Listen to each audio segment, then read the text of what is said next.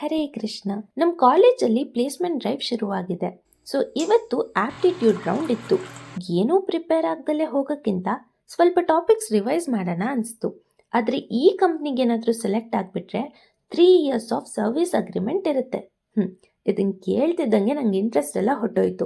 ನಾನು ಈ ಕಂಪ್ನಿ ಬಗ್ಗೆ ಸರ್ಚ್ ಮಾಡಿರೋ ಪ್ರಕಾರ ಎಲೆಕ್ಟ್ರಾನಿಕ್ಸ್ ಅವ್ರಿಗೆ ಪ್ರಯಾರಿಟಿ ಹೆಚ್ಚಿರುತ್ತೆ. Why? Because it mainly focuses on semiconductors, IoT. Moreover, I'm not interested to work in the same company for 3 long years. But ಸುಮ್ಮನೆ ಒಂದು ಎಕ್ಸ್ಪೀರಿಯನ್ಸ್ ಆಗುತ್ತೆ, ಹಾಗೆ ನನ್ನ ನಾಲೆಜ್ ಚೆಕ್ ಮಾಡೋಣ ಅಂತ ಹೇಳಿ ಆಪ್ಟಿಟ್ಯೂಡ್ನ ಅಟೆಂಡ್ ಮಾಡಿದೆ. ಬೇರೆ ಆಪ್ಟಿಟ್ಯೂಡ್ಗಳಿಗಿಂತ ಈ ಆಪ್ಟಿಟ್ಯೂಡ್ ಸ್ವಲ್ಪ ಡಿಫ್ರೆಂಟ್ ಆಗಿತ್ತು. ಯಾಕೆ ಅಂದರೆ ಇಲ್ಲಿ ಜಸ್ಟ್ 20 ಕ್ವೆಶನ್ಸ್ ಮಾತ್ರ ಆಪ್ಟಿಟ್ಯೂಡ್ ರಿಲೇಟೆಡ್ ಕ್ವೆಶನ್ಸ್. ಮಿಕ್ಕಿರೋ ಎಲ್ಲ questions programming language based and CS fundamentals.